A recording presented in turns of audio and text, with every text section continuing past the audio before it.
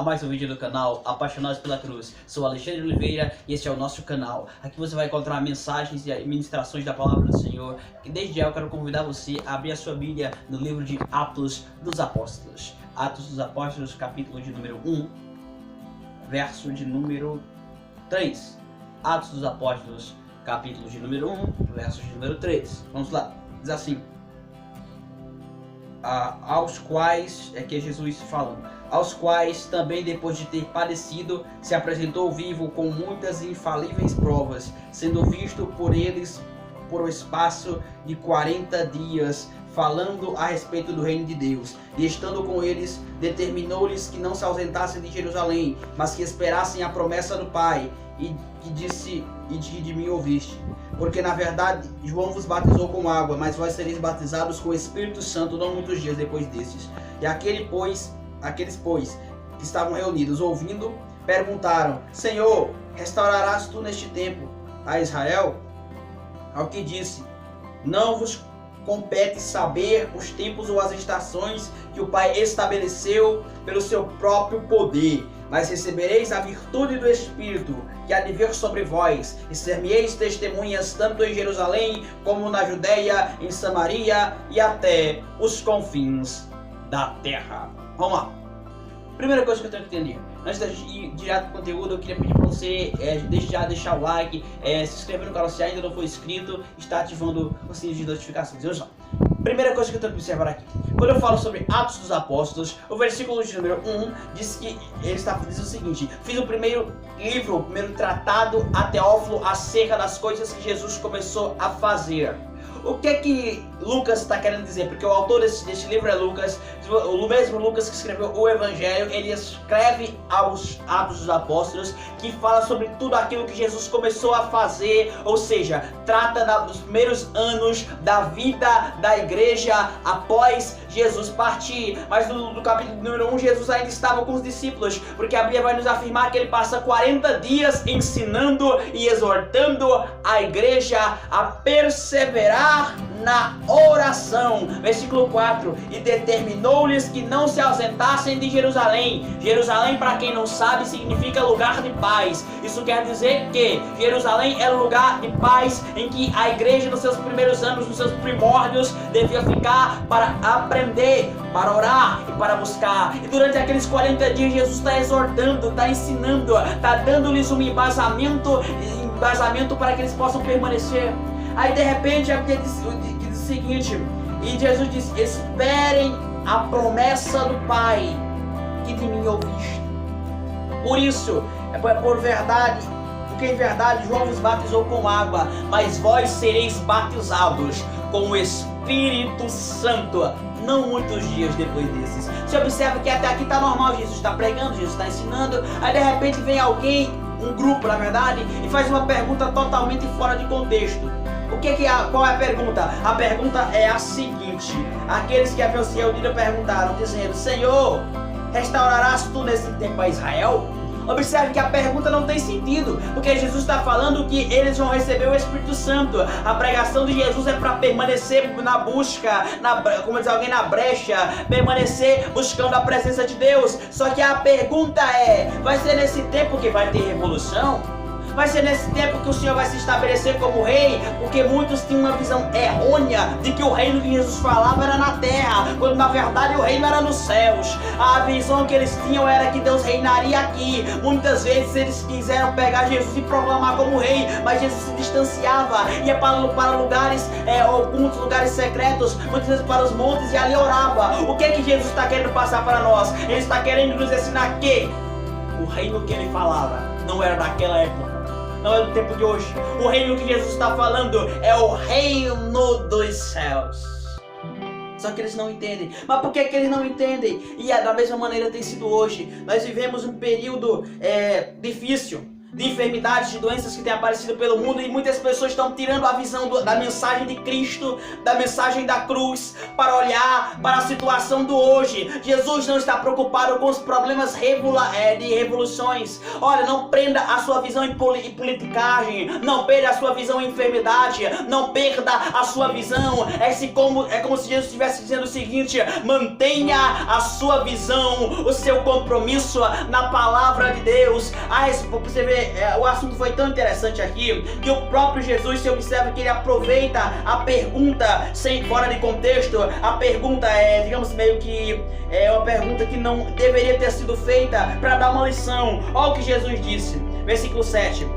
Capítulo 1, versículo 7. E disse: não vos pertence saber os tempos ou estações que o Pai estabeleceu pelo seu poder. Tem gente preocupada com o tempo. Tem gente preocupada quando é que Jesus vai vir, qual a data. Jesus, quando esteve na terra, ele disse o seguinte: o que foi que Jesus disse, meu amado? Jesus disse: e nem o filho sabe. Naquela época ele não sabia quando ele veio à terra, mas hoje ele já sabe. Irmão, o que quer dizer isso? Que nem Jesus sabia, e tem muita gente preocupada. Jesus vai vir amanhã, Jesus vai vir daqui a pouco, daqui a 4 horas, daqui a 4 dias. Deixa de se preocupar. Que prepara, a exortação de Jesus continuem no espírito de adoração. E tem muita gente que infelizmente tem deixado o espírito de adoração e tem sido levado por questionamentos, por dúvidas, por interrogações em seu coração. E essa mensagem de hoje olhe para o alto. É o nosso tema: olhe para o alto, não para as indagações, não para as dificuldades. O que foi que o salmista disse? Salmo 121: eu olho para os montes e me pergunto, de onde me virá o socorro? O meu socorro vem do Senhor, que fez os céus e a terra. Ele não permitirá que os meus pés vacilem. Certo que não dormita nem dorme aquele que é o guarda de Israel. Ele não dormita e não dorme. E a visão que ele tem para você é a visão dos céus. Ele não tem a visão limitada. Nós estamos presos à vista. Jesus não. Vista é tudo aquilo que muitas vezes está perto. Jesus, ele não tem vista, ele tem visão. Ele consegue ver aquilo que os nossos limitados olhos humanos não conseguem ver. A mensagem que eu quero trazer para o teu coração, meu filho, continue olhando para o alto. A Bíblia diz: buscar em primeiro lugar o reino de Deus e a sua justiça, e as demais coisas vos serão acrescentadas. Não são as coisas da terra. E ele acrescenta e diz: e abasta a cada dia o seu próprio mal. Eu não sei qual é o mal que você tem enfrentado. Eu não sei os seus problemas. Eu não sei se você está enfrentando algum problema com doença. Mas o que eu sei é que Jesus está dizendo, onde está dizendo no versículo 7, não te preocupe com os tempos ou as estações. Por que Jesus diz tempo? Porque existe tempo de vitória e tempo de angústia. Estação é diferente. Tem várias estações na natureza. Tem momentos em que existem folhas verdes nas árvores. Tem momentos em que as folhas se secam e são levadas pelo vento. Qual momento você está vivendo? Em que momento você tem vivido? Talvez você esteja perdendo o seu vigor, tenha perdido a sua força, porque as indagações têm perturbado o teu coração. Mas a mensagem é esta que Deus tem para ti, versículo 8. Mas Jesus deu a resposta assim: não te preocupa, existem tempos e estações que foram determinadas pelo Pai. Elas vão passar. E a mensagem de Jesus é a seguinte: mas recebereis a virtude do Espírito, que vai vir sobre vós, e ser-me-eis testemunhas. Você vai receber a virtude em estações talvez difíceis na sua vida. E a mensagem de Deus diz: permanece, busca, que você vai ser testemunha em Jerusalém, na tua casa, no teu ambiente, talvez na tua cidade, e também na Judeia, nos lugares vizinhos, e também em Samaria, e até os confins da terra. E quando Jesus dizia isto, diz a Bíblia que ele foi elevado aos céus numa nuvem, e apareceram 2 anjos. Quantos anjos? 2 anjos apareceram vestidos de branco, e eles disseram assim: varões, por que estáis olhando para o alto?